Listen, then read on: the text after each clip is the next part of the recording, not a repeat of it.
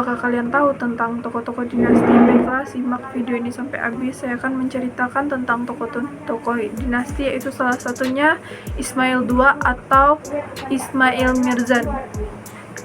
Nah, Ismail Mirzan lahir pada tanggal 31 Mei tahun 1537,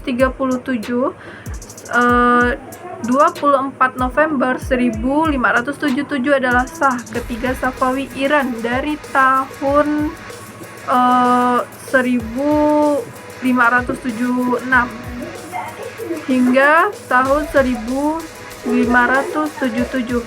Ia adalah putra kedua Tahams I dengan permaisuri utamanya. Dan Sultan Begum atas pemerintahan Tahmas, Ismail menghabiskan 20 tahun di penjara di Kastil Kahkahel,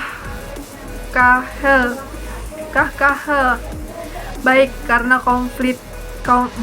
konfliknya yang berulang dengan pengikut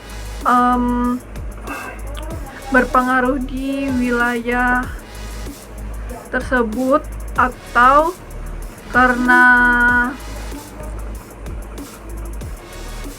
karena populasi yang semakin meningkat di antara suku Kizilbas yang mengakibatkan Tahams menjadi waspada terhadap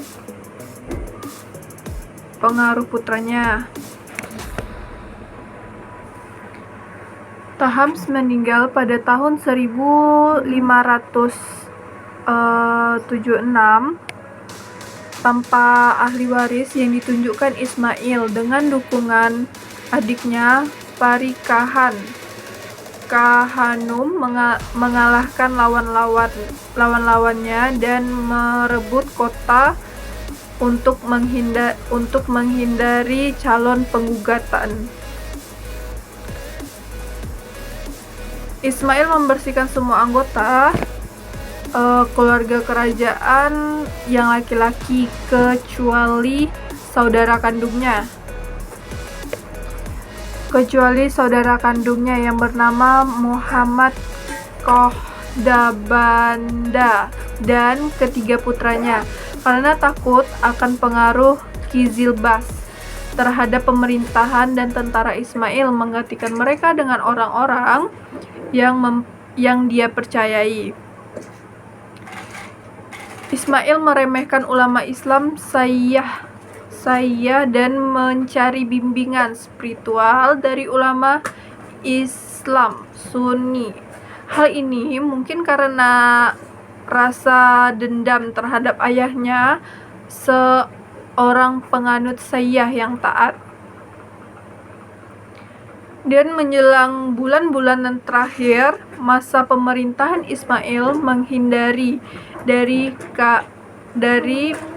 Parikahan dan menangkap, meskipun dia berupaya menjadikannya raja. Pada tanggal 24 November 1577 Ismail tiba-tiba meninggal karena alasan yang tidak diketahui, tetapi pendapat umum adalah bahwa dia diracuni oleh Parikahan Kahnum atau para pemimpin Kizilbas. Ia digantikan oleh saudaranya Muhammad Qohdabanda yang buta. Sejarawan kontemporer menganggap Ismail sebagai penguasa yang tidak rasional, sesat, dan tidak kompeten, yang membawa dinasti Safawi ke ambang kehancuran. Namun, sejumlah penulis sejarah masa kini juga menggambarkan sebagian raja yang adil. Sejarawan modern menganggap kebijakan membawa bencana dan kepribadiannya yang sangat kejam, bahkan menuntut standar pada masa itu.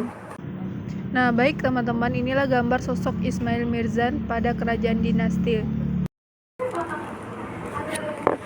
Dan periode selanjutnya, kepemimpinan gerakan Safawi diserahkan kepada Ismail. Selama 5 tahun, Ismail berserta pasukan bermarkas di Galin untuk menyiapkan pasukan dan kekuatan pasukan yang dipersiapkan untuk beri nama Qizilbash atau Baret Merah. Pada tahun 1501 Masehi, pasukan Qizilbash di bawah pemimpin Ismail menyerang dan mengalahkan Aka Koyunlu atau Domba Putih di Sarul dekat Nahsifa. Qizilbash terus berusaha memasuki dan menaklukkan Tabriz, yakni ibu kota Koinlu, dan akhirnya berhasil mendudukinya. Nah, baik teman-teman, inilah gambaran peta tentang wilayah kekuasaan Ismail Mirzan pada masa dinasti Safawi. Nah, setelah 2 hari eksekusi mereka pada tanggal 5 Maret 1577, Ismail memerintahkan kematian sepupunya, Pangeran Ibrahim Mirzan, Pangeran Safawi paling terkemuka, dan hakim